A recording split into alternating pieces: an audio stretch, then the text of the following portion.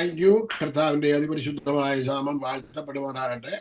World Christian prayer ലൈനിലേക്ക് കൂട്ടിക്കൊണ്ട് വന്നിരിക്കുന്ന എല്ലാ ദൈവമക്കളെയും ഓർത്ത് ഞാൻ ദൈവത്തെ സ്തുതിക്കുന്നു. ഒരു സഹോദരൻ കടന്നു വന്നിട്ട് അങ്ങ് ഇറങ്ങിപ്പോയി, എന്താണെന്ന് അറിയത്തില്ല, കയറി വരുമായിരിക്കും. ഒരു സഹോദരനാണ്. ദൈവമക്കളെ, നിങ്ങളെ എല്ലാവരെയും ഓർത്ത് ഞാൻ ദൈവത്തെ സ്തുതിക്കുന്നു. ഞാൻ നിങ്ങളോട് പ്രയറെ കുറിച്ച് പറയാൻ പോവാണ്.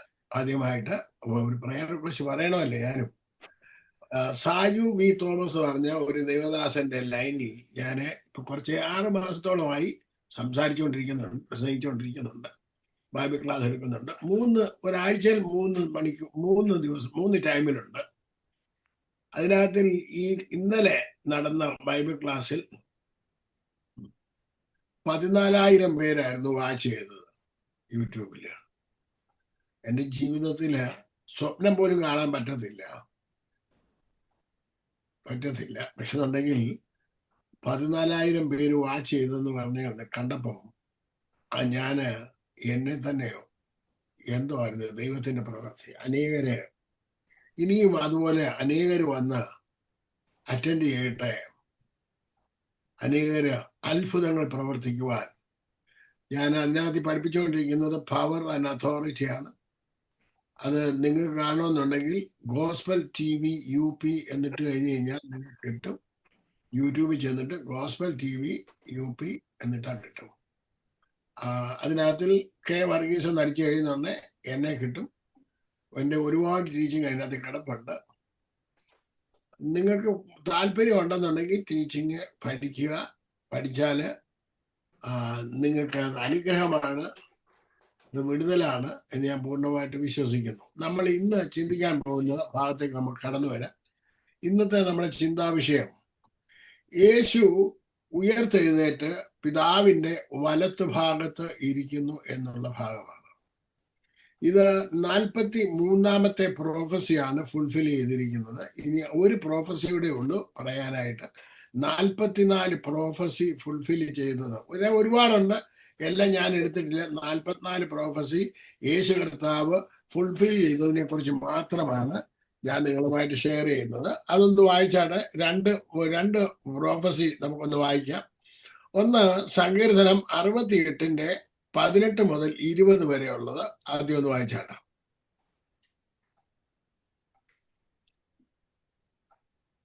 സങ്കീർത്തനങ്ങൾ 68 18 to 20.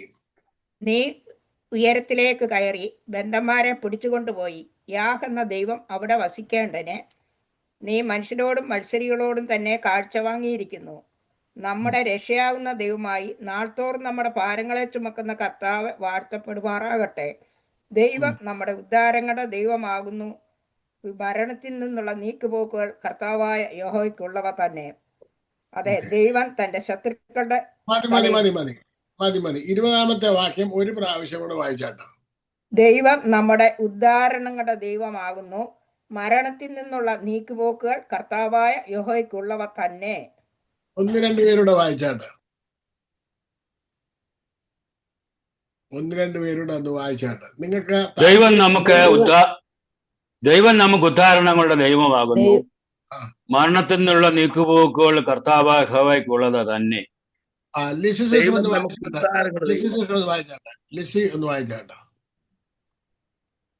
ദൈവം നമുക്ക് ഉദ്ധാരണങ്ങളുടെ ദൈവമാകുന്നു.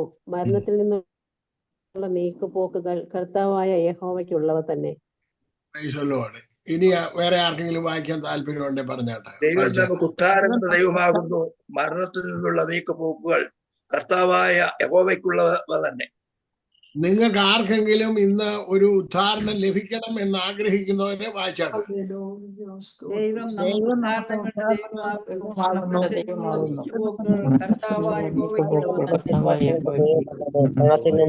നെഞ്ചത്ത് കരം വെച്ചിട്ട് പറഞ്ഞാട്ടെ, എന്റെ ദൈവം ഉദ്ധാരണങ്ങളുടെ ദൈവമാണ്.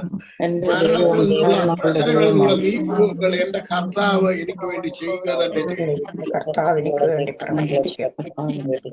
ഈ പ്രവചനം നിവർത്തിച്ചെന്നുണ്ടെങ്കിൽ നിന്റെ ജീവിതത്തിലെ ഞാനും നിങ്ങൾ അഭിമുഖീകരിക്കുന്ന വിഷയത്തിൽ കർത്താവ് എന്റെ ഉദ്ധാരണത്തിനുള്ള ദൈവമാണെന്നുണ്ടെങ്കിൽ എനിക്കൊരു ഉദ്ധാരണം ഈ വിഷയത്തിൽ ഉണ്ടാകും.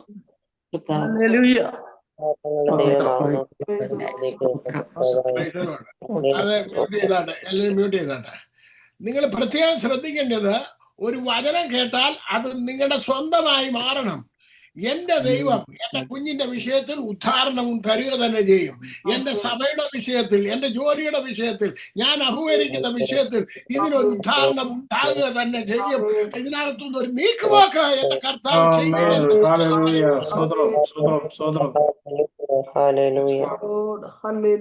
ഇന്ന് ചിലർ പറയും എന്റെ കുഞ്ഞുങ്ങൾ വിവാഹം കഴിക്കാൻ താല്പര്യപ്പെടുന്നില്ല. ചിലർ പറയും എന്റെ കുഞ്ഞുങ്ങൾ വേണ്ട എന്ന് പറഞ്ഞ് പ്രയാസപ്പെടുന്നു. അല്ലെന്നുണ്ടെങ്കിൽ എനിക്ക് ജോലി ലഭിക്കുന്നില്ല, അല്ലെ ജോലി എനിക്ക് പറഞ്ഞു വിടാൻ പോകുന്നു.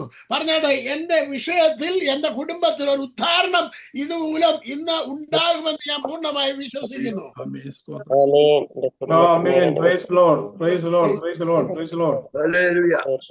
മക്കളെ, ഈ എന്റെ വിഷയത്തിൽ ഒരു നീക്കുപോക്കുണ്ടാകും. കടഭാരങ്ങളായിക്കൊള്ളട്ടെ, നിങ്ങളുടെ വിഷയങ്ങളായിക്കൊള്ളട്ടെ, നിങ്ങൾ വെയിറ്റ് ചെയ്യുക. കർത്താവ് നീക്കുപോക്ക് തരുമെന്ന് വിശ്വസിക്കുക.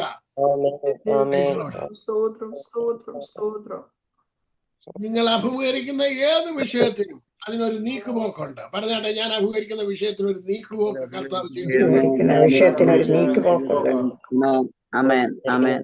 അതുകൊണ്ട് പറഞ്ഞാട്ടെ, എന്റെ ജീവിതത്തിൽ ഒരു ഉദ്ധാരണം ഉണ്ടാകട്ടെ.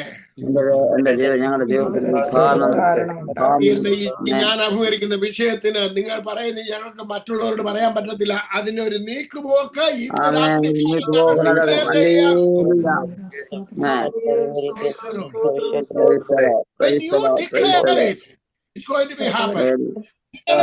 രാത്രി സംഭവിക്കുമെന്ന് വിശ്വസിക്കുന്ന എത്ര പേരുണ്ട്?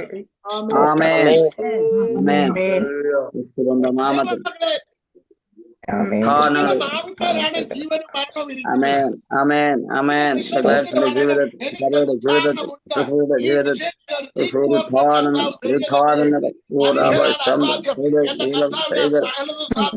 അവനൊരു നീക്കുവാക്കുന്ന രാത്രികാലം നിങ്ങൾക്ക്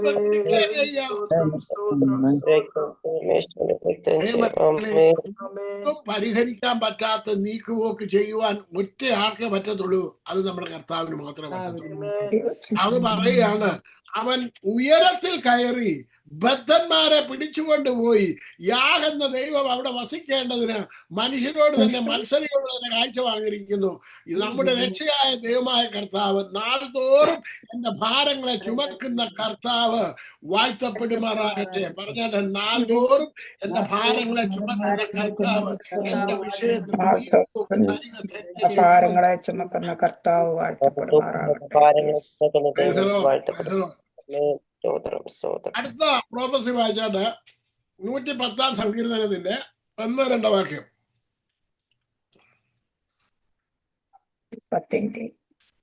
110-ന്റെ 1-2 വാക്യങ്ങൾ. യഹോവ എന്റെ കർത്താവിനോട് അരുളി ചെയ്യുന്നത്, ഞാൻ നിന്റെ ശത്രുക്കളെ നിന്റെ പാദപീഠമാക്കുവോളും നീ എന്റെ വലത്തുഭാഗത്തിരിക്കുക. നിന്റെ ബലമുള്ള ചെങ്കോൽ യഹോവ സിയോനിൽ നിന്ന് നീട്ടും. നീ നിന്റെ ശത്രുക്കളുടെ മധ്യേ വാഴുക. അപ്പോ ആ പ്രവചനം നിവർത്തിക്കപ്പെട്ടോ ഇല്ലയോ? നിവർത്തിക്കപ്പെട്ടില്ലയോ? ഈ പ്രവചനമാണ് നിവർത്തിക്കപ്പെട്ടത്.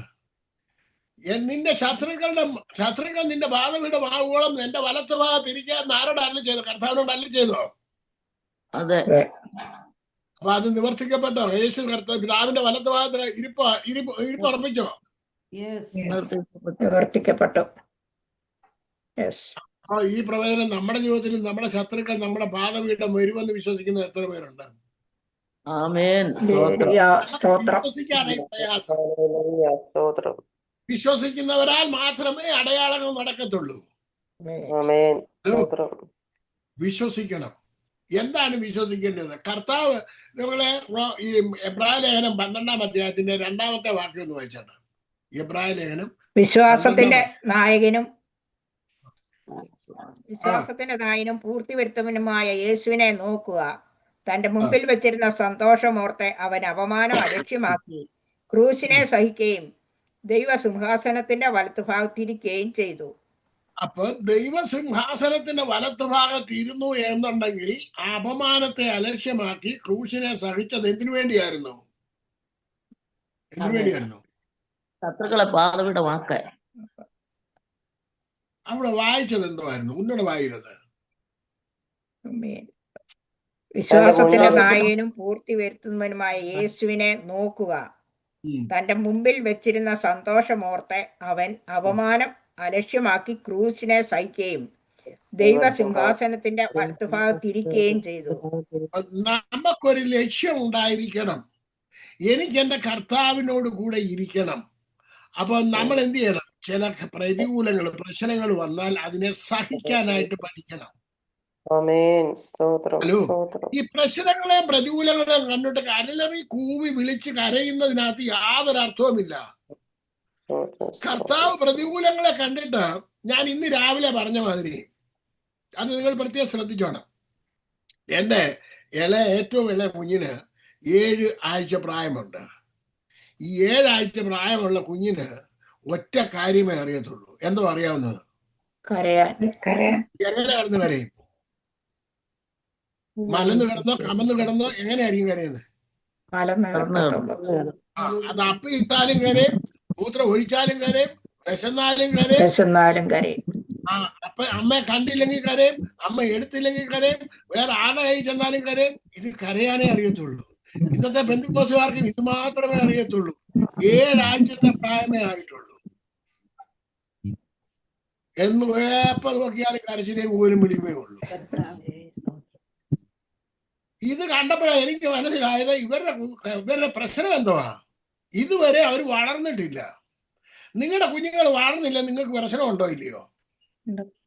7 ആഴ്ച പ്രായം കിടന്ന് മതിയോ കുഞ്ഞ്? ആ പ്രായത്തിൽ കിടന്നാൽ മതിയോ? അതോ വളരണ്ടായി? 10, 50, 60, 70 വർഷമായവരാ ദൈവഭാഗത്ത് വന്നിട്ട് ഇപ്പോഴും എന്താ ചെയ്തോണ്ടിരിക്കുക? മലക്കപ്പിള്ളയായി കിടക്കുക. മക്കളെ, ഒന്ന് ഉണർന്ന് എഴുന്നേക്ക. ദൈവത്തിന്റെ വലത്ത് ഭാഗത്ത് ഇരിക്കാനാണ് നിന്നെ വിളിച്ചിരിക്കുന്നത്. എഫേസ്യ ലേഖനം 2-ാം അധ്യായം അതിന്റെ 6-7 വാക്യത്തിനകത്തൊന്ന് വായിച്ചാട്ടോ. എഫേസ്യ ലേഖനം. ക്രിസ്തുയേശുവിൽ നമ്മെക്കുറിച്ചുള്ള വാത്സല്യത്തിൽ തന്റെ കൃപയുടെ അത്യന്ത ധനത്തെ വരും കാലങ്ങളിൽ കാണിക്കേണ്ടതിന് ക്രിസ്തുയേശുവിൽ അവനോടുകൂടെ ഉയർത്തെഴുന്നേൽപ്പിച്ച് സ്വർഗത്തിൽ ഇരുത്തുകയും ചെയ്തു. അപ്പൊ എവിടെ ഇരിക്കുന്നവരാ നിങ്ങൾ എല്ലാവരും ഒന്ന് പറഞ്ഞാണ്. എവിടെ ഇരിക്കുന്ന പാപിപ്രാരെ? എവിടെ ഇരിക്കുന്നത്? എവിടെ? ആരുടെ കൂടെ ഇരിക്കുക?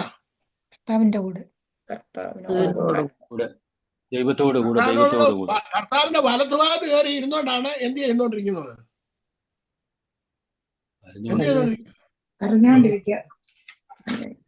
നല്ല രസമുണ്ട് കാണാനായിട്ട്. കൊച്ചുമോളെ സിസ്റ്ററെ, എവിടെ കയറി കരയുന്നു? എവിടെ ഇരുന്നാ കരയുന്നത്? കർത്താവിന്റെ വലത്തുഭാഗത്ത് വല്ലതും നടക്കുമോ? യേശുവിന്റെ നാമത്തിൽ നീങ്ങി പോകട്ടെ എന്ന് പറയാനുള്ളവരാണ് ഈ കുത്തിയിരിക്കുന്നത്. ആണോ അല്ലയോ? നിങ്ങളുടെ ശരീരത്തോട് പോരാടുന്ന എല്ലാ രോഗബന്ധനങ്ങളും അഴിഞ്ഞു മാറട്ടെ എന്ന് പറഞ്ഞാണ്. യേശുവിന്റെ നാമത്തിൽ എന്റെ ശരീരത്തോട് പോരാടും അന്ധകാര ശക്തി നീങ്ങി പോകാൻ ഞാൻ നിന്നോട്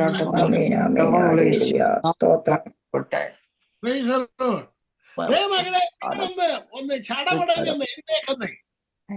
നിങ്ങളെല്ലാം ഒരു ശക്തരാണ്. പിതാവിന്റെ വലത്തുഭാഗത്ത് യേശു ഇരിക്കുന്നു. യേശുവിന്റെ ശിഷ്യന്മാര് അതിനകത്തില് ഇടിമക്കൾ എന്ന് പറഞ്ഞവരുണ്ട്, സബദി മക്കൾ. ഇവർ രണ്ടുപേരും വന്നിട്ട് പറഞ്ഞു, ഒരുത്തൻ എവിടെ ഇരിക്കണം? അമ്മയെ വിളിച്ചോണ്ട് വന്നു. അമ്മയെ കൊണ്ട് നേരെ പറയിപ്പിച്ചില്ലയോ? കൊടുത്തോ? സീറ്റ് കൊടുത്തായിരുന്നോ? എന്താ കൊടുക്കാഞ്ഞത്? അതാണ് എനിക്ക് വേണ്ടിയാണ് സീറ്റ് കൊടുക്കാത്തതെന്ന് പറഞ്ഞാട്ടെ. എനിക്ക് സീറ്റ് തരുന്നതിന് വേണ്ടിയാണ് അവരെ പിടിച്ചിരുത്താതിരുന്നത്. വല്ലതും മനസ്സിലായോ? നിങ്ങൾക്ക് മനസ്സിലായി? എന്നെ പിടിച്ചിരുത്താൻ വേണ്ടിയായിരുന്നു. നിങ്ങൾ നോക്കിയേ, എനിക്കിപ്പോ 6 കൊച്ചുമക്കളുണ്ട്. ഏതിനെയായിരിക്കും പിടിച്ച് മടിയിൽ ഇരുത്തുന്നത്? മൂത്തതിനെ 11 വയസ്സുള്ളതിനെ പിടിച്ച് മടിയിൽ ഇരുത്തുമോ?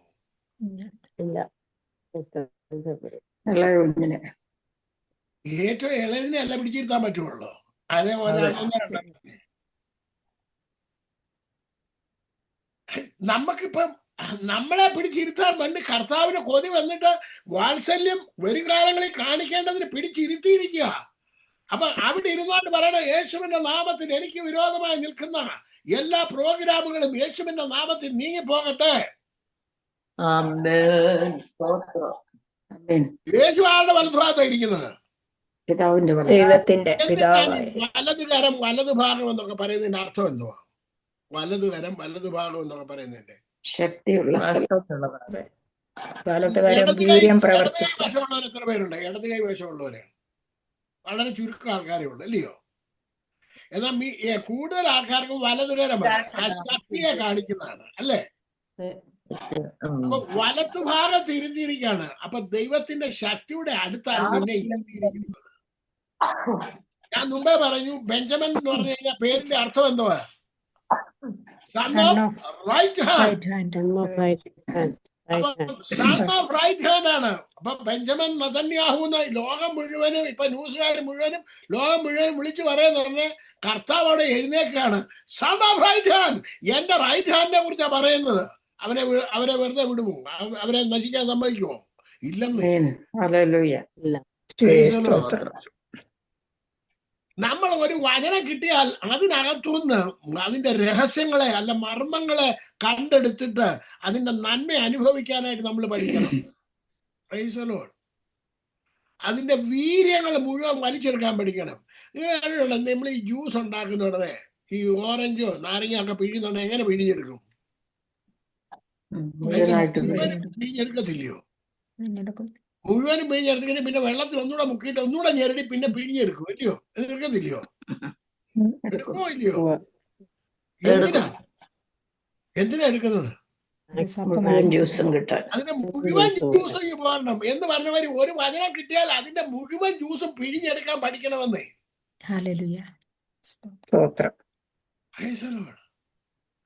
ഞാൻ നെഞ്ചത്ത് കാരം വെച്ചിട്ട് പറഞ്ഞാൽ ഞാൻ എന്റെ കർത്താവിന്റെ വലത്തുഭാഗത്തായിരിക്കുന്നത്. ഞാൻ എന്റെ കർത്താവിന്റെ കർത്താവിന്റെ അവന്റെ വലത് കരം എന്റെ മേൽ വെച്ചിട്ടുണ്ട്. നിങ്ങൾ എന്തിനാ പേടിക്കുന്നത്? ഒന്നുകൂടെ അത് വായിച്ച, വേറൊരാളൊന്ന് വായിച്ചാണ് 2:6-7. ക്രിസ്തുയേശുവിൽ നമ്മെക്കുറിച്ചുള്ള വാത്സല്യത്തിൽ തന്റെ കൃപയുടെ അത്യന്ത ധനത്തെ വരുംകാലങ്ങളിൽ കാണിക്കേണ്ടതിന് ക്രിസ്തുയേശുവിൽ അവനോടുകൂടെ ഉയർത്തെഴുന്നേൽപ്പിച്ച് സ്വർഗത്തിലിരുത്തുകയും ചെയ്തു. അത് ഇംഗ്ലീഷിലൊന്ന് വായിച്ച കർത്താൻദാസി.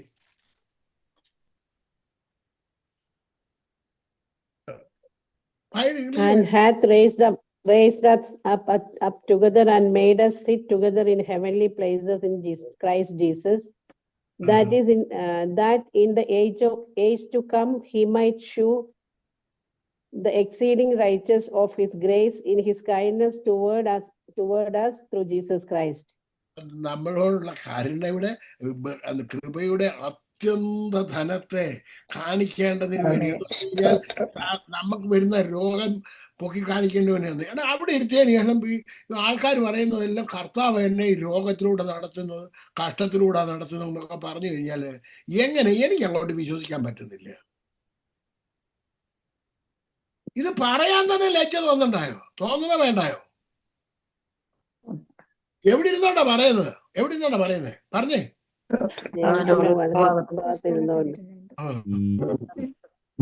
ലജ്ജ തോന്നണ്ടേ?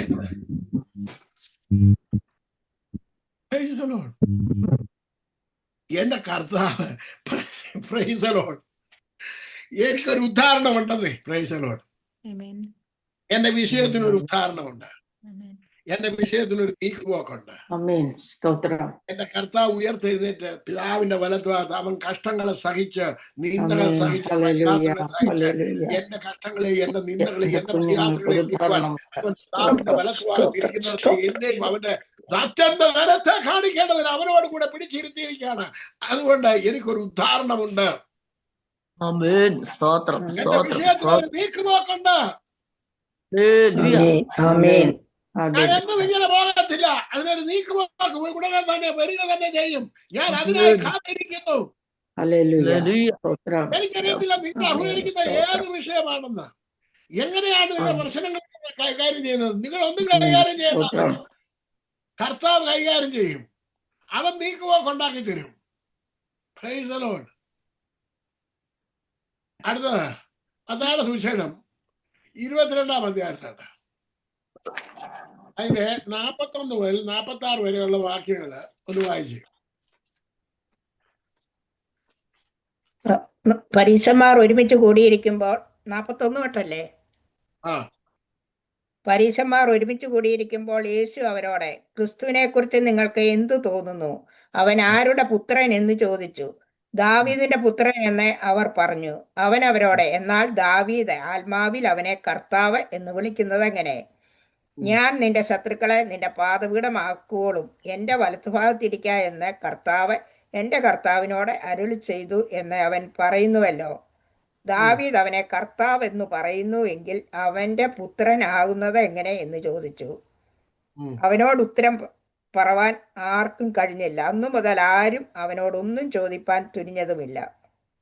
നിങ്ങളുടെ ഉള്ളിൽ വസിക്കുന്ന ആത്മാവ് എന്തിന്റെ ആത്മാവാ? പറഞ്ഞേ, ഉറക്കെ പറ. ക്രിസ്തുവിന്റെ ആത്മാവില്ലാത്തവൻ അവനുള്ളവനല്ല. ക്രിസ്തുവിന്റെ ആത്മാവ് നിങ്ങളുടെ ഉള്ളിൽ ഉണ്ടോ ഇല്ലയോ? ആമേൻ. ഉണ്ടോ?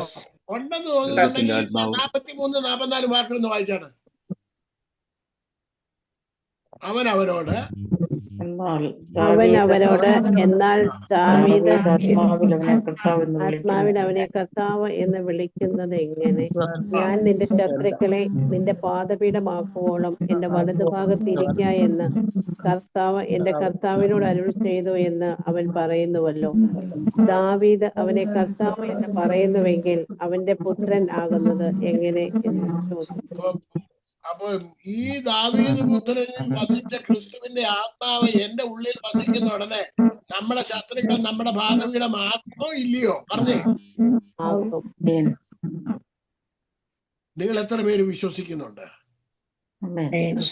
എനിക്ക് വിരോധമായി എഴുന്നേൽക്കുന്ന സകല ശത്രുക്കളും എന്റെ പാദപീഠമാകുക തന്നെ ചെയ്യും. പറഞ്ഞാട്ടെ, എനിക്ക് വിരോധമായി എഴുന്നേൽക്കുന്ന സകല ശത്രുക്കളും എന്റെ പാദപീഠമാകും. നിങ്ങൾ ഭാരപ്പെട്ട് ഡെയിലി ഓരോ വിഷയത്തിന് വേണ്ടി ഭാരപ്പെട്ട് വീണ്ടും വീണ്ടും പറഞ്ഞുകൊണ്ടിരിക്കരുത് ദൈവമക്കളെ. നിങ്ങൾ വിശ്വസിച്ചേറ്റ് പറഞ്ഞിട്ട് അതിനകത്ത് ഉറച്ചു നിൽക്കാൻ പഠിക്കണം. അവിടെ ഉറച്ചു നിൽക്കണം. പിന്നെ മാറി നിങ്ങൾ വീണ്ടും വീണ്ടും ആ വചനം പറഞ്ഞിട്ട് എന്റെ ഉള്ളിൽ വസിക്കുന്നത് ക്രിസ്തുവിന്റെ ആത്മാവാണ്. എന്റെ ഉള്ളിൽ വസിക്കുന്ന ക്രിസ്തുവിന്റെ ആത്മാവാണ്. എന്റെ ശത്രുക്കൾ എന്റെ പാദപീഠമാകുക തന്നെ ചെയ്യും.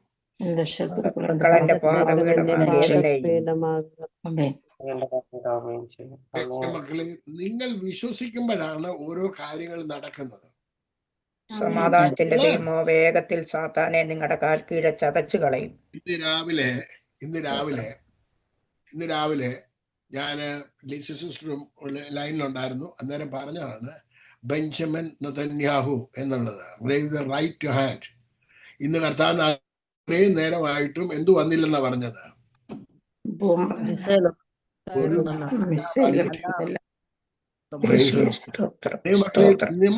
നമ്മള് ഉറക്കെ പ്രസ്താവിക്കാൻ പഠിക്കണം. നമ്മൾ ദൈവത്തിന്റെ അടുത്തിരിക്കുകയാണ്. അവന്റെ വലതുകരം നമ്മുടെ മേൽ വെച്ചിട്ടുണ്ട്. അവന്റെ ആത്മാവ് എന്റെ ഉള്ളിൽ വസിക്കുന്നു. അതുകൊണ്ട് എന്റെ വിഷയത്തിന് പരിഹാരം ഇന്ന് തന്നെ ഉണ്ട് എന്ന് വിശ്വസിക്കണം. അത് എപ്പോഴാണ് നടക്കാൻ പോകുന്നത്? അയ്യോ, ഉടനെ നടന്നില്ലല്ലോ എന്നല്ല പറയേണ്ടത്. അതിന്റെ സമയമാകുന്നോണ്ട് അത് കൃത്യസമയത്ത് നടക്കും. അതെപ്പോഴാണ് നടക്കുന്നത്? കൃത്യസമയത്ത്. നിങ്ങൾ പ്രതീക്ഷിക്കുന്ന സമയത്തല്ല നടക്കുന്നത്. അതിന്റെ സമയമുണ്ട്. എല്ലാത്തിനും ഒരു സമയമുണ്ട്. ഉണ്ടോ ഇല്ലയോ? നിങ്ങൾ തീരുമാനിച്ചുറപ്പിച്ച ആ സമയത്താണ് നിങ്ങളുടെ ആരുടെയും വിവാഹം നടന്നത്? ചിന്തിച്ച പോലാണോ? നിങ്ങൾ കുഞ്ഞുങ്ങളുണ്ടായത് നിങ്ങൾ ചിന്തിച്ചപ്പോഴാണോ? നിങ്ങൾക്ക് ജോലി കിട്ടിയത് നിങ്ങൾ ചിന്തിച്ചപ്പോഴാണോ? നിങ്ങൾ ഓരോ രാജ്യത്ത് പോയത്, നിങ്ങൾ ഓരോന്ന് സമ്പാദിച്ചത്, നിങ്ങൾ വീട് വെച്ചതും എല്ലാം നിങ്ങൾ ചിന്തിച്ച സമയത്തൊന്നുമല്ല. എല്ലാത്തിനും ദൈവത്തിന്റെ സമയാസമയങ്ങളിൽ ഓരോ കാര്യങ്ങൾ ഭംഗിയായിട്ട് നടന്നില്ലയോ? ഇത്രേ വർഷത്തെ എക്സ്പീരിയൻസ് ഉള്ളവരില്ലേ എന്നെ കേൾക്കുന്നവരെല്ലാം? അപ്പൊ നിങ്ങളുടെ ജീവിതത്തിലും തക്ക സമയത്ത് എന്റെ വിഷയത്തിന് ഒരു നീക്കുപോക്കുണ്ടായിരിക്കും. സ്തോത്രം Amen. കർത്താവ്. നിങ്ങൾ ഇന്ന് കർത്താവിന്റെ ദാസൻ എന്നോട് ഇവിടെ വിളിച്ചു പറയാനിടയായി ചില അൺസ്പോക്കൺ റിക്വസ്റ്റുകൾ ഉണ്ട് എന്ന് പറഞ്ഞു. അതിന്റെ വിഷയത്തിന് നീക്കുപോക്കുണ്ട് എന്ന് നിങ്ങൾക്ക് വിശ്വസിക്കാൻ എത്ര പേർക്ക് സാധിക്കും? Amen. സ്തോത്രം. Amen. സ്തോത്രം. Praise the Lord. സ്തോത്രം. ഹല്ലേലൂയ. മർക്കോസിന്റെ സുവിശേഷം 16-ാം അധ്യായം എടുത്താണ്. 16 മുതലുള്ള വാക്യങ്ങളൊന്ന് വായിച്ചാട്ടോ. വിശ്വസിക്കുകയും സ്നാനമേൽക്കുകയും ചെയ്യുന്നവൻ രക്ഷിക്കപ്പെടും, വിശ്വസിക്കാത്തവൻ ശിക്ഷാവിധിയിൽ അകപ്പെടും. വിശ്വസിക്കുന്നവരാൽ ഈ അടയാളങ്ങൾ നടക്കും. എന്റെ നാമത്തിൽ അവർ ഭൂതങ്ങളെ പുറത്താക്കും, പുതുഭാഷകളിൽ സംസാരിക്കും, സർപ്പങ്ങളെ പിടിച്ചെടുക്കും, മരണകരമായ യാതൊന്നും കുടിച്ചാലും അവർക്ക് ഹാനി വരികയില്ല, രോഗികളുടെ മേൽ കൈവച്ചാൽ അവർക്ക് സൗഖ്യം വരും എന്ന് പറഞ്ഞു.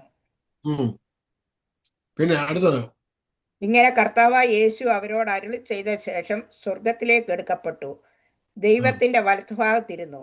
അവർ പുറപ്പെട്ട എല്ലായിടവും പ്രസംഗിച്ചു, കർത്താവ് അവരോടുകൂടെ പ്രവർത്തിച്ചും അവരാൽ നടന്ന അടയാളങ്ങളാൽ വചനത്തെ ഉറപ്പിച്ചും പോയി. അപ്പം നിങ്ങളിൽ കൂടി ഈ വചനത്തെ ഉറപ്പിക്കത്തക്ക രീതിയിൽ അടയാളങ്ങൾ നടക്കുമെന്ന് വിശ്വസിക്കുന്ന എത്ര പേരുണ്ട്? വിശ്വസിക്കുന്നവരാൽ അടയാളങ്ങൾ നടക്കുമെന്ന് യേശു പറഞ്ഞില്ലയോ? അതോ ശിഷ്യന്മാരാൽ മാത്രമേ നടക്കത്തുള്ളൂ? വിശ്വസിക്കുന്നവരാൽ നടക്കുമോ? അപ്പൊ നിങ്ങളുടെ വിഷയത്തിന് പരിഹാരം വരുത്താൻ നിങ്ങൾ എന്താ ചെയ്യണം? കർത്താവിനോട് പറയണം, അത് നിങ്ങൾ വിശ്വസിക്കണം. ഞാൻ എന്റെ കർത്താവ് എന്റെ വിഷയത്തിൽ പറഞ്ഞിട്ടുണ്ട്, അത് സംഭവിക്കുക തന്നെ.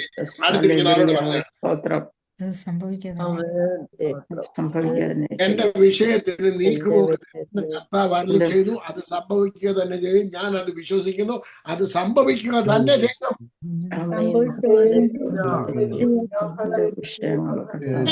ഇന്ന് ആരോടൊക്കെയോ ദൈവം സംസാരിക്കുന്നുണ്ട്. നിങ്ങളുടെ വിഷയം എന്തായിരുന്നാലും, എത്ര ഭാരമേറിയ വിഷയമായിരുന്നു, അത് വിശ്വസിക്കുന്നവരാൽ ഈ അടയാളങ്ങൾ നടക്കും.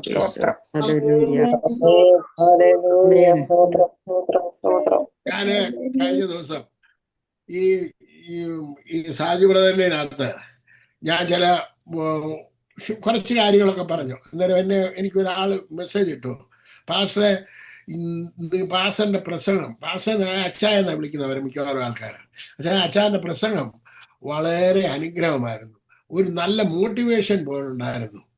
ഈ പുള്ളി ഒരു ജോലിയും ചെയ്യാൻ നടക്കുമായിരുന്നു.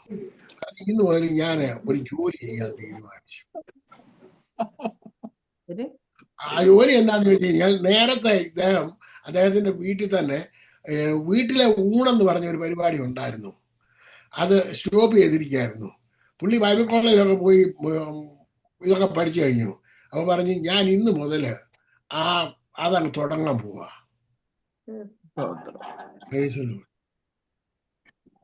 ഞാൻ പറഞ്ഞു അതിൻ്റെ കൂടെ ഒരു കാര്യം കൂടെ ചെയ്യാൻ പറഞ്ഞു. കുറച്ച് അച്ചാറൂടെ ഉണ്ടാക്കി ബോട്ടിനകത്ത് വെച്ചിട്ട് അവർക്ക് കൊടുക്കാൻ പറഞ്ഞു. സ്പെഷ്യൽ അച്ചാർ, നിങ്ങളുടെ മാത്രം സ്പെഷ്യൽ അച്ചാർ.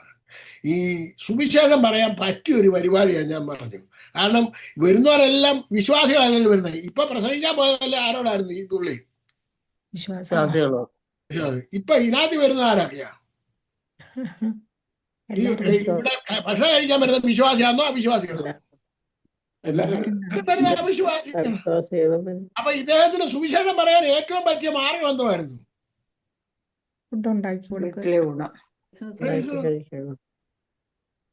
ദൈവമക്കളെ, നിങ്ങള് സുവിശേഷം പറയാൻ നിങ്ങളെ ഏത് സ്റ്റെപ്പ് വേണേലും എടുക്കാൻ പഠിക്കണം. നിങ്ങളെ കൊണ്ട് അത്ഭുതങ്ങൾ പ്രവർത്തിക്കാൻ സാധിക്കും. ഇപ്പൊ വീഴാതിരിക്കുന്ന അമ്മമാർക്കൊക്കെ ഒരു അച്ചാറൊക്കെ ഉണ്ടാക്കി അയൽവക്കത്തെ കൊച്ചമ്മയ്ക്കോ അല്ലെങ്കിൽ അയൽവക്കത്തെ അമ്മാമ്മയ്ക്കോ കൊടുത്തിട്ട് പറയണം, ഞങ്ങൾ ഇന്ന് സ്പെഷ്യലായിട്ട് ഉണ്ടാക്കിയ മീൻ്റെ അച്ചാറാണ്, ഇത് കഴിച്ചു നോക്കുക എന്നൊക്കെ പറഞ്ഞിട്ട് എൽസമ്മ അടുത്ത ദിവസം ഉണ്ടാക്കിക്കൊണ്ട് കൊടുക്കാൻ പോവാണ്. എന്താണ് മറ്റടുത്ത അവർക്ക് എവിടെയാ കത്തോലിക്കലെ അവർക്ക്. Price the Lord. നമ്മള് ഏത് വിധേനയിലും ഒരാളെ നമുക്ക് എന്ത് ചെയ്യണം, കിട്ടണമെന്നുണ്ടെങ്കിൽ ഈ വിശ്വാസികളുടെ ഇടയിൽ പോയി പ്രവർത്തിച്ചാൽ പറ്റത്തില്ലെന്നേ, അവിശ്വാസികളുടെ ഇടയിൽ പോയി പ്രവർത്തിക്കണം. അതിന് ഞാൻ എന്ത് വഴി വേണേലും നോക്കണം. അതാണ് കർത്താവിന്റെ ദാസൻ അപ്പോസ്തലൻ പൗലോസ് പറയുന്നത്. ഏത് വിധേനയും ആരെയെങ്കിലും നേടണമെന്ന് വിചാരിച്ചാൽ ഓടുക, ആണോ അല്ലയോ? യവനന് വേണ്ടി ഞാൻ യവനനായി, യഹൂദന് വേണ്ടി യഹൂദനായി, ആർക്ക് വേണ്ടി എന്തും ആകാരം റെഡിയായിട്ട് നിൽക്കുന്നതാണ് അപ്പോസ്തലൻ പൗലോസ്. ഇന്നത്തെ കാലത്ത് മലയാളി പാസ്റ്റർമാർ എന്തായിട്ട് നടക്കുകയാണ്? ഞാൻ വെള്ള കോളർ ഇട്ടുകൊണ്ടേ നടക്കുകയുള്ളൂ, എന്റെ വേർപ്പ് വരാൻ പാടില്ല എന്നൊക്കെയാണ് പലരും. ദൈവമക്കളെ, ഇതിനൊക്കെ ഒരു വ്യത്യാസം ഉണ്ടാകണം. ഉണ്ടാകണോ? ഉണ്ടായോ?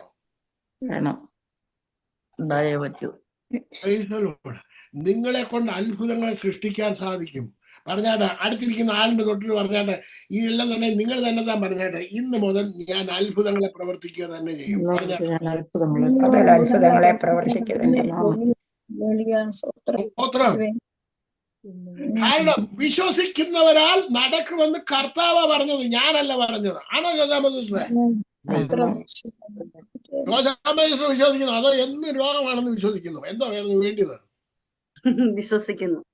എന്ത് നടക്കുന്നത്? ഇനി മേല് ഈ പനിയെ എന്റെ വീട്ടിലോട്ട് കയറ്റത്തില്ലെന്ന് പറഞ്ഞേട്ടെ. ഇനി ഒരിക്കലും പനിയെ വീട്ടിൽ കയറ്റത്തില്ല. വീട്ടിലോട്ട് കയറ്റത്തില്ലെന്ന് പറയാം, ചവിട്ടി പുറത്താക്കുമെന്ന് പറഞ്ഞാണ്. വീട്ടിലോട്ട് കയറ്റത്തില്ല, ചവിട്ടി പുറത്താക്കും യേശുവിന്റെ ഒരു രോഗം ഒരു ബാധയും നിന്റെ കൂടാരത്തിന് അടുക്കത്തില്ലെന്നാ പറഞ്ഞിരിക്കുന്നത്. അതുകൊണ്ട് നാമത്തിൽ നീങ്ങി പോകട്ടെ.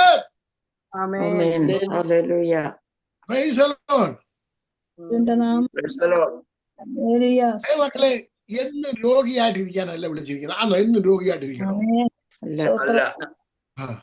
ചില മനുഷ്യർക്ക് എന്നും രോഗിയായിട്ടിരിക്കണമെന്നുള്ള ആൾക്കാരുണ്ട്. അവരെന്തിനാണെന്നറിയാമോ? ആൾക്കാരുടെ മനസ്താപം പിടിക്കാൻ വേണ്ടി.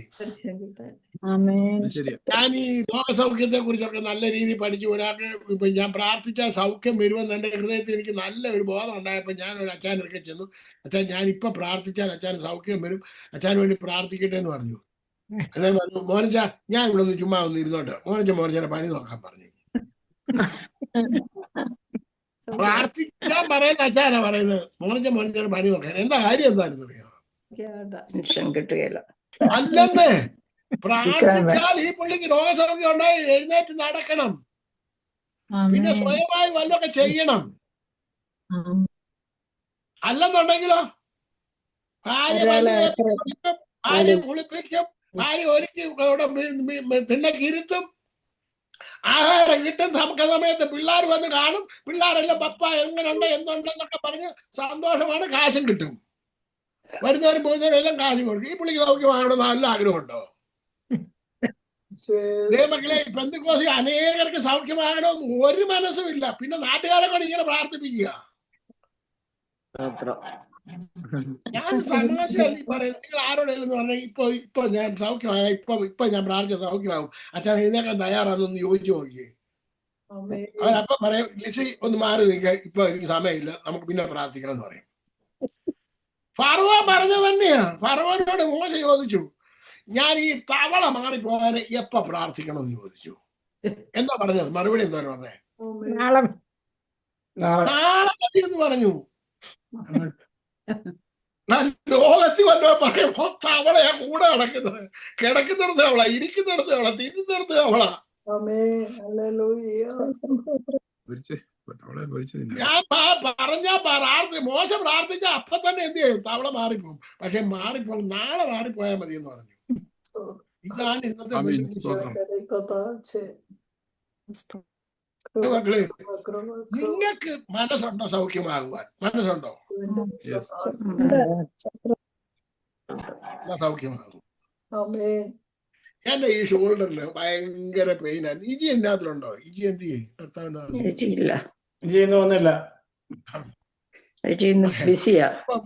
അതോ ഒരു ദിവസം എനിക്ക് ഭയങ്കര പെയിൻ. അപ്പൊ ഞങ്ങളുടെ ഡോക്ടറോട് പറഞ്ഞു. അപ്പം ഡോക്ടർ വന്നപ്പോ എന്നോട് പറഞ്ഞു, ഓർത്തോപെഡിക്സ് ഡോക്ടറോട് പറഞ്ഞാൽ മതി, നിനക്ക് ഒരു ഇഞ്ചക്ഷൻ തരും, അന്നേരം കുറച്ച് ദിവസത്തേക്ക് മാറി നിൽക്കും എന്നൊക്കെ പറഞ്ഞു.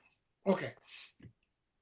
പക്ഷെ ഇത് പറയാനായിട്ട് എനിക്ക് ആ ഡോക്ടറെ വിളിക്കാനായിട്ടും മനസ്സ് വരുന്നില്ല, ഒന്നും വരുന്നില്ല. അങ്ങനെ ഇരിക്കുമ്പോഴാണ് ഇറ്റി സിസ്റ്റർ എന്നെ വിളിച്ചിട്ട് പറഞ്ഞു, പാസ്റ്റർ എനിക്ക് പ്രത്യേകം എനിക്ക് വേണ്ടി ഒന്ന് പ്രാർത്ഥിക്കണേ, എനിക്ക് കൈ അനക്കാൻ വയ്യ, എൻ്റെ ഷോൾഡർ അനക്കാൻ വയ്യ, ഭയങ്കര പ്രയാസമെന്ന് പറഞ്ഞു.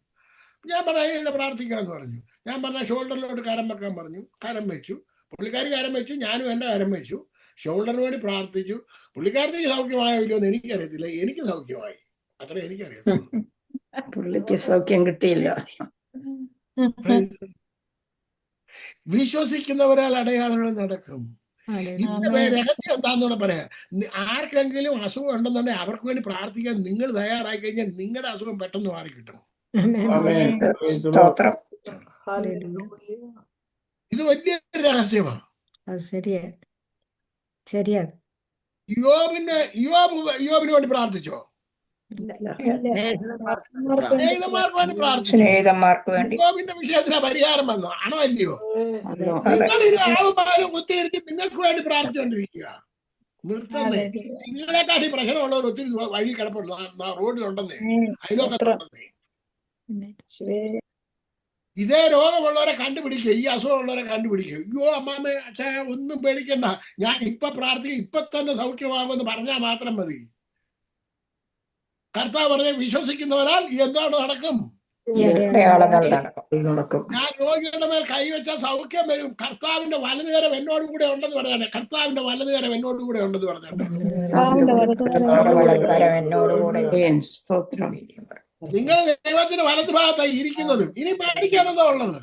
ആന്തോ സാറാ മറ്റാജി, അതോ ദൈവത്തിന് വലതു ഭാഗത്തല്ലേ ഇരിക്കുന്നത്? വലതു ഭാഗത്ത് ഇരുന്നോണ്ട് ഈ രോഗമാണെന്ന് പറയാതെ യേശുവിന്റെ നാമത്തിൽ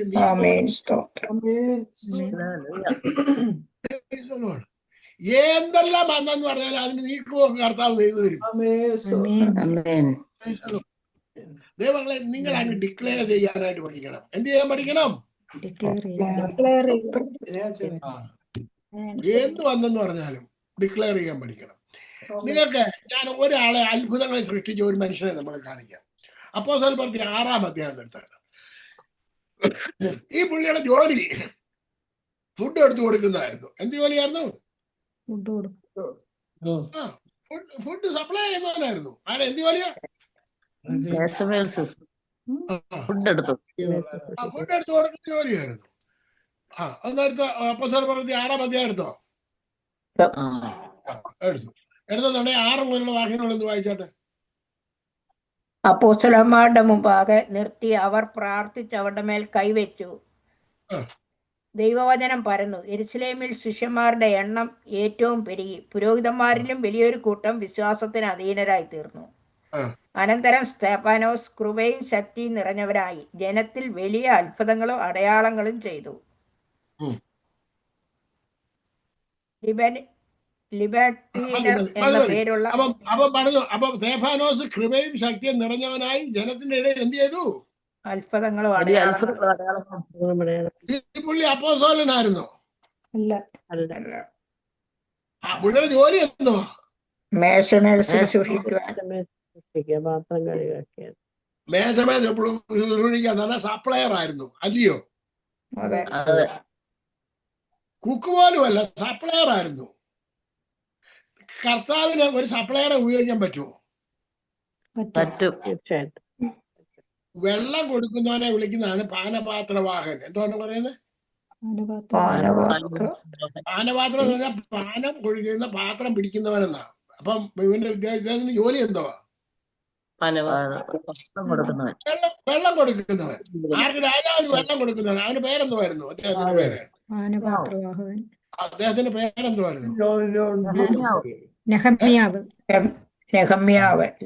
ഈ പുള്ളി ലോകത്തിൽ ആരെങ്കിലും ചെയ്യുന്ന പണിയാണെന്ന് ചെയ്തത് യെരൂശലേമിന് ചുറ്റും മതിൽ പണിതെന്ന് പറഞ്ഞു കഴിഞ്ഞാൽ ഇദ്ദേഹത്തിന് മതിൽ പണിയാണെന്ന ജോലി. ഇദ്ദേഹത്തിന്റെ പ്രൊഫഷൻ എന്തുവാ? ഇദ്ദേഹത്തിന്റെ പ്രൊഫഷൻ എന്തുവാ? സപ്ലയർ പോലും അല്ല, വെള്ളം കൊടുക്കുന്നവൻ. രാജാവിന് എന്ത് കൊടുക്കുന്നവനാണ്? രാജാവിന് വീഞ്ഞ് വെള്ളം കുടിക്കാൻ കൊടുക്കുന്നവനാ. അത്രേ ഉള്ളൂ. കൂടിയ ജോലിയാന്നോ? പറഞ്ഞേ, കൂടിയ ജോലിയാന്നോ? അല്ല. പക്ഷേ ദൈവത്താൽ ഉപയോഗിക്കപ്പെട്ടോ ഉപയോഗിക്കപ്പെട്ടോ ഇല്ലയോ? ഉപയോഗിക്കപ്പെട്ടു. അപ്പൊ പിന്നെ നിങ്ങളെ ഉപയോഗിക്കാൻ എന്നെ ബുദ്ധിമുട്ട് എന്താണെന്നേ? ഒരു ബുദ്ധിമുട്ടും ഇല്ല. നമ്മൾ ദൈവത്തിൽ നിന്നുള്ളതാ ബുദ്ധിമുട്ട്. ദൈവത്തിന് വിശ്വസ്തരായിരിക്കണം. എന്താ നിങ്ങൾക്ക് ചെയ്താൽ മതി. എന്താ നിങ്ങൾ എന്നെ മോട്ടിച്ചാണ് പോയത് ദൈവത്തിൻ്റെത്? കർത്താവിനാഥന് ഒന്നും മോട്ടിച്ചില്ലല്ലോ. ആര് മോട്ടിക്കാൻ പോയി? ദൈവങ്ങളെ നിങ്ങളെ കൊണ്ട് പറ്റും. നിങ്ങളെ കൊണ്ടേ പറ്റുള്ളൂ. നിങ്ങൾ ഓരോ പറഞ്ഞു കഴിയുന്നുണ്ടെങ്കിൽ നടക്കുന്നുണ്ടെങ്കിൽ നിങ്ങള് ഒരു ആൾക്ക് വേണ്ടി എഴുന്നേറ്റ് നിന്നിട്ട് പറയണം. നമ്മൾ നിങ്ങളെ കൂട്ടായ്മ ചെന്ന് പറയാൻ നിൽക്കരുത്. നടക്കത്തില്ല. അവിടെ നിന്നും അവിടെ എല്ലാം അവിശ്വാസികളുള്ളൂ. എല്ലാം വിശ്വാസിന്റെ പേര് മാത്രമേ ഉള്ളൂ. ഹലോ, നിങ്ങൾ പോകുന്ന കൂട്ടായ്മയിൽ ഉള്ളവരെല്ലാം ആരാണ്? അവിശ്വാസികളാ. 7 ആഴ്ച പ്രായമുള്ള മലക്കപ്പിള്ളാണോ അതിനകത്ത് കിടക്കുന്ന മുഴുവനും? എത്ര മലക്കപ്പിള്ളകളാണ് മുഴുവനും ഉള്ളത്. അവർക്ക് വിശ്വസിക്കാനുള്ള ആരോഗ്യമൊന്നുമില്ല. കരയാൻ മാത്രമേ അറിയത്തുള്ളൂ. വേറെ വല്ലതും അറിയാമോ? അതുകൊണ്ട് നിങ്ങളെ കൊണ്ട് സാധിക്കും. ദൈവത്തിന് വേണ്ടി വല്ലതും പ്രവർത്തിക്കണമെന്ന് ആഗ്രഹമുള്ളവർ എത്ര പേരുണ്ട്? അതിലെങ്ങും പോകണ്ട. നിങ്ങളുടെ തൊട്ട അയലോക്കത്തുണ്ട്, നിങ്ങളുടെ അടുത്തോട്ട് ഇറങ്ങുന്നിടത്തുണ്ട്. ഞാൻ നിങ്ങളോട് പറഞ്ഞല്ലോ, എനിക്ക് 14,000 പേരെയാണ് കർത്താവ് കൊണ്ട് തന്നത് കേൾക്കാൻ വേണ്ടി. ഞാൻ പറയുന്നത് ഈ പൊട്ടത്തരം പറയുന്നത് കേൾക്കാൻ 14,000 പേരെ കൊണ്ട് തന്നു കർത്താവ്. നിങ്ങൾക്ക് വിശ്വസിക്കാൻ പറ്റുമോ? പറ്റുമോ? നിങ്ങളൊന്ന് പോയി നോക്ക് എത്ര പേര് കണ്ടത്. ദൈവമക്കളെ, നിങ്ങളെ കൊണ്ട് പറ്റുമോ പറ്റത്തില്ലയോ? പറ്റുമെന്നേ. നമ്മള് ഉത്സാഹിച്ചാ മതി. ഉത്സാഹിക്കണം. എനിക്ക് സഭയിലൊന്നും സമയം തരുന്നില്ല, സഭയിൽ എഴുന്നേറ്റ് എന്ന് പറയാൻ. അവിടെ പറഞ്ഞിട്ട് എന്താ പ്രയോജനം? അവരെ കേട്ട് ചെവി മുഴുവനും അങ്ങ് ഇത് പുണ്ണ് പിടിച്ചിരിക്കുക. അതിനകത്തിനോടൊന്നും കേറത്തൊന്നുമില്ല. നിങ്ങൾ പറഞ്ഞാൽ കേൾക്കുന്നവർ പുറത്തുണ്ടെന്ന് പറഞ്ഞാൽ, ഞാൻ പറഞ്ഞാൽ കേൾക്കുന്നവർ പുറത്തുണ്ട്.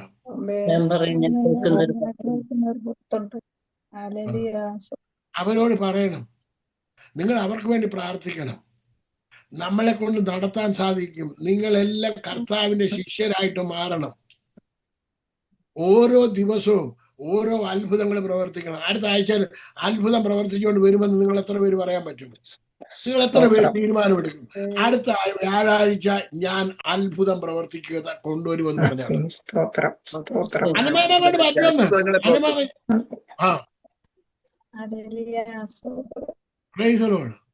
അടുത്ത ആഴ്ച വ്യാഴാഴ്ച നിങ്ങൾ അത്ഭുതം പ്രവർത്തിച്ചത് പറയണം, സാക്ഷ്യം പറയണം. ചില രോഗികളെ സൗഖ്യമാക്കണം, ചില ഭൂതങ്ങളെ പുറത്താക്കണം. നിങ്ങളെ കൊണ്ട് കഴിയും. അമ്മാമ്മമാര് ഇച്ചിരി മീൻകറിയൊക്കെ ഉണ്ടാക്കി അതിലൊക്കെ. അപ്പൊ ഞാന് ഇതൊരു സ്പെഷ്യൽ മീൻകറി ഉണ്ടാക്കിയതാ, ഇങ്ങോട്ട് തരണമെന്ന് തോന്നി, ഞാൻ അങ്ങോട്ട് കൊണ്ടുവരിക എന്ന് പറഞ്ഞാൽ മതി. അതിലൊക്കെ വിചാരിച്ചല്ലോ ഈസി ആണെന്നേ. ഞാൻ ഇച്ചിരി പിക്കിൾ ഉണ്ടാക്കി, അല്ലെന്നുണ്ടെങ്കിൽ ഞാൻ ഇതൊന്നും ഉണ്ടാക്കി ഒന്ന് ടേസ്റ്റ് ചെയ്തത് എങ്ങനെ ഉണ്ടെന്ന് നോക്കിയാ മനസ്സിലായോ എന്താ പറയേണ്ടത്? പിടി കിട്ടിയോ? സൗഖ്യമാക്കണം പോയിട്ട്. ചുമ്മാ അല്ല എപ്പോഴും പനിയാണ് ജോനാസിൽ ക്ലാസ്സിൽ ഒന്ന് പ്രാർത്ഥിച്ചോന്ന് പറഞ്ഞാലേ ഇരിക്കേണ്ടത്. ഇപ്പൊ പനിയൊന്നും ഇല്ല മാസങ്ങളിൽ, പനിയെല്ലാം പറഞ്ഞു വിട്ടോ.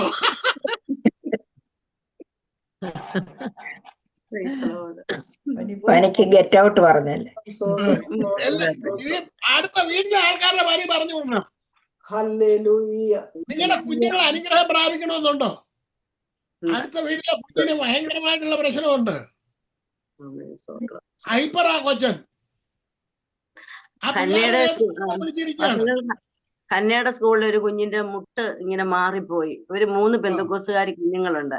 ആ 3 പേരും കൂടെ ഈ കുഞ്ഞിന്റെ തലയെ കൈ വെച്ച് പ്രാർത്ഥിച്ച് അതിന്റെ മുട്ടും നേരെയായി, വേദനയും കുറച്ചു. സാറുമാർക്കെല്ലാം അതിശയമായിരുന്നു. ചർച്ചിനകത്ത് നടക്കുമായിരുന്നു അത്. ചർച്ചിനകത്ത് നടക്കത്തില്ല. പോകുന്ന പള്ളിക്കകത്ത് നടക്കത്തില്ല. അവിടെ അത്ഭുതങ്ങൾ നടക്കാൻ പറ്റത്തില്ല. അവിടെ മുഴുവൻ ഇരിക്കുന്ന വിശ്വാസികളാണ്.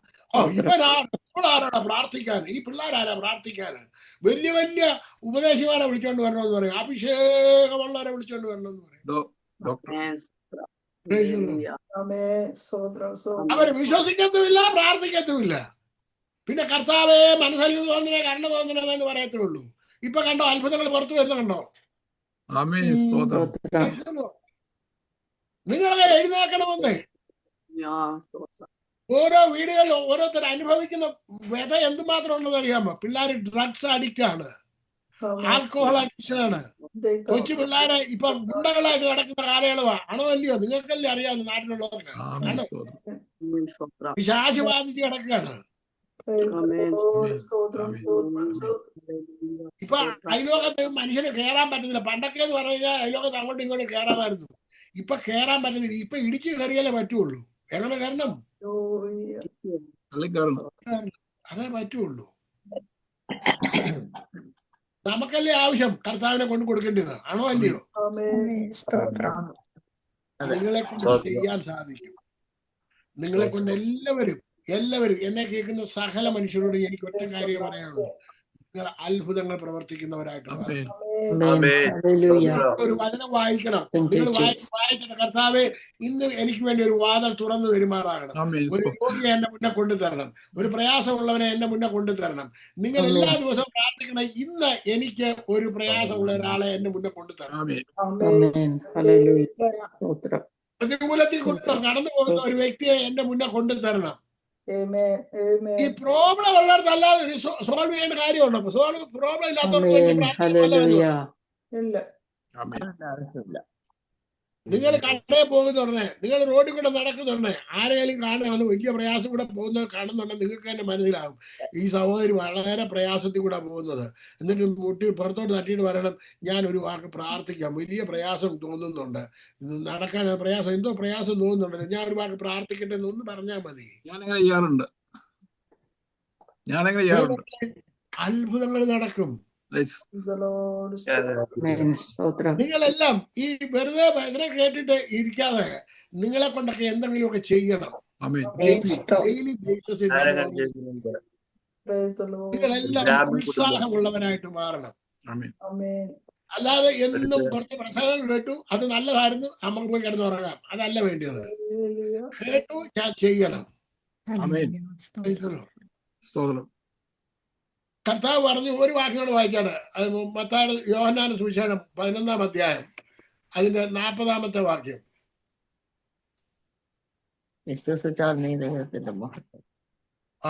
യേശു അവളോട്, വിശ്വസിച്ചാൽ നീ ദൈവത്തിന്റെ മഹത്വം കാണുമെന്ന് ഞാൻ നിന്നോട് പറഞ്ഞില്ലയോ എന്ന് പറഞ്ഞു. അപ്പൊ അവളോട് മാത്രം അത് പറയുന്നത്, നമ്മളോടും പറഞ്ഞില്ലയോ കാര്യം? അപ്പം ദൈവ മഹത്വം വെളിപ്പെടണമെന്ന് നിങ്ങൾ ആഗ്രഹിക്കുന്നുണ്ടോ? ആഗ്രഹിക്കുന്നുണ്ടോ? നിങ്ങൾക്ക് ദൈവമഹത്വം കാണണ്ടേ? കാണണം. പറഞ്ഞാട്ടെ, എനിക്ക് ഇന്ന് മുതൽ ദൈവമഹത്വം ഞാൻ കാണുക തന്നെ ചെയ്യും. എന്റെ കണ്ണുകൊണ്ട് തന്നെ കാണും.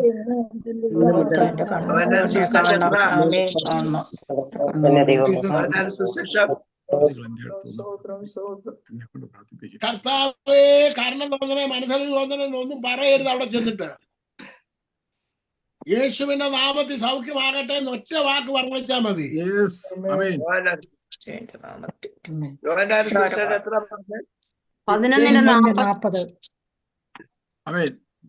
മരിച്ചവനെ ഉയർത്താൻ കർത്താവ് എത്ര നേരം പറഞ്ഞു? കർത്താവ് വല്ലതും പ്രാർത്ഥിച്ചായിരുന്നു?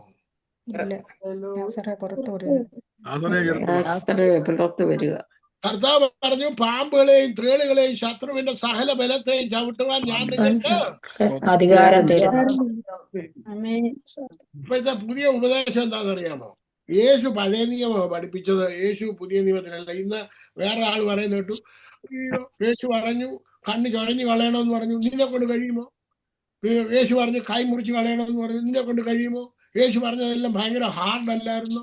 ഇത് പറഞ്ഞുകൊണ്ട് പറഞ്ഞ് കർത്താവ് പറഞ്ഞതെല്ലാം ഇപ്പൊ ഈ മനുഷ്യൻ എന്താ പറഞ്ഞുകൊണ്ടിരിക്കുകയാണ്. പെന്തിക്കോസ്തുകാരെ മുഴുവനും അത് ഭാരമാക്കിക്കൊണ്ടിരിക്കുക. ഇതാ ഇന്ന് നിങ്ങൾക്ക് കിട്ടുന്ന ഉപദേശം. കർത്താവ് പറഞ്ഞതെല്ലാം ഭാരമാണ്. കർത്താവ് പറഞ്ഞത്, എന്റെ മുഖം ഏറ്റുകൊണ്ട് എന്നോട് പഠിപ്പീൻ, എന്നാൽ നിങ്ങളുടെ ആത്മാക്കൾക്ക് ആശ്വാസം. എന്റെ ചുമടിൽ ലഘു എന്നെ ഒന്ന് വായിച്ചാട്ടെ. 11-ാം അധ്യായത്തിന്റെ 28-ാമത്തെ വാക്യം, മത്തായിയുടെ സുവിശേഷം.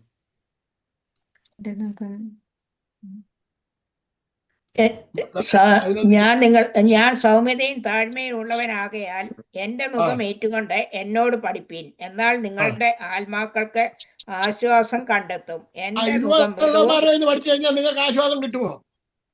ഇല്ല. വേറെ ആരും അല്ലെന്ന് ജോസഫ് എന്ന് പറഞ്ഞവരാ പറഞ്ഞത്.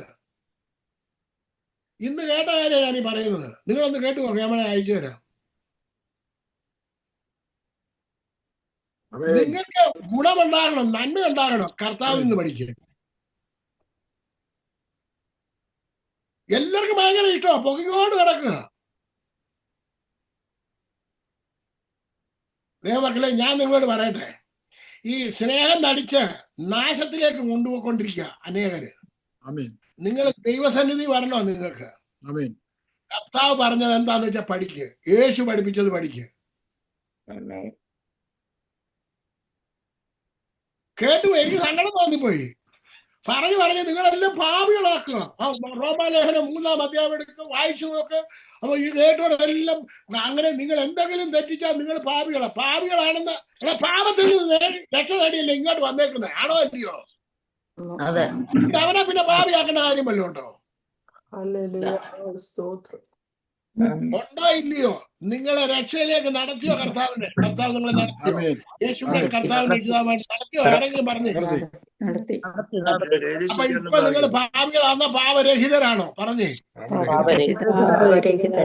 നിങ്ങളെ നീതിമാന്മാരാക്കിയതാണ്, പിന്നെ നിങ്ങളെ പാപികളാക്കുന്ന പ്രസംഗമാണോ നിങ്ങൾ കേൾക്കേണ്ടത്? അല്ല. എന്തിനാ അവരെ പാപികളാക്കുന്നത്? ആർക്ക് വേണ്ടിയാ? ആരെ സന്തോഷിപ്പിക്കാനാ? നിങ്ങൾ പ്രൂവ് ചെയ്യണം, ഞാൻ പാപിയല്ല, എന്റെ കൈയാൽ അത്ഭുതങ്ങൾ നടക്കും, അടയാളങ്ങൾ നടക്കും, വീര്യപ്രവർത്തികൾ നടക്കും. നിങ്ങൾ ആരും നിസ്സാരക്കാരല്ല. ഞാൻ എന്തെങ്കിലും നിങ്ങളോട് പറഞ്ഞാൽ നിങ്ങളെല്ലാം പാപികളാണ്, ഞാൻ മാത്രം ഒരുത്തൻ നീതിമാനാണെന്ന് വല്ലതും പറഞ്ഞു? നിങ്ങളെല്ലാം കർത്താവിന്റെ മക്കളാണ്, പ്രിയ മക്കൾ. ആരാണ് പ്രിയ മക്കൾ? കർത്താവിന്റെ ചങ്കിലെ ചോര കൊടുത്ത് വിലക്ക് വാങ്ങിയതാ. ആണോ അല്ലയോ? ആണോ? ദൈവത്തിന്റെ വലത്ത് ഭാഗത്തായിരിക്കുന്നത്, സ്വർഗത്തിൽ ഇരുത്തിയിരിക്കുന്നത്. അതുകൊണ്ട് ധൈര്യമായിട്ട് നിങ്ങൾ അത്ഭുതങ്ങളെ പ്രവർത്തിക്കാൻ ദൈവം ഈ വചനങ്ങളാൽ നിങ്ങളെ എല്ലാവരെയും അനുഗ്രഹിക്കുകയും സഹായിക്കുകയും ചെയ്യട്ടെ എന്ന് പറഞ്ഞുകൊണ്ട് എന്റെ വാക്കുകളെ അവസാനിപ്പിക്കുന്നു. ദൈവത്തിന്റെ കൃപ നിങ്ങളുടെ എല്ലാവരോടും കൂടെ ഇരിക്കുവാൻ മാറാകട്ടെ. കർത്താവെ, 35 പേര് ഇതിനകത്ത് കടന്നു വന്നു, ചിലർ കടന്നു പോകാൻ ഇടയായി തീർന്നു. അവർക്ക് എല്ലാവർക്കും വേണ്ടി പ്രാർത്ഥിക്കുന്നു. ഇവരിൽ കൂടി അത്ഭുതങ്ങളും അടയാളങ്ങളും വീരപ്രവർത്തികളും നടക്കാൻ ഇടയായി. യേശു കർത്താവിന്റെ നാമത്തിന്റെ കുഞ്ഞുങ്ങളെ നിന്റെ ദാസനാകുന്ന അടിയനെ അനുഗ്രഹിക്കുന്നു. അനുഗ്രഹ വിഷയമാക്കി തീർക്കണം. ഇവരുടെ മേൽ പോരാടുന്ന എല്ലാ അന്ധകാര ശക്തിയും നീങ്ങിപ്പോകട്ടെ.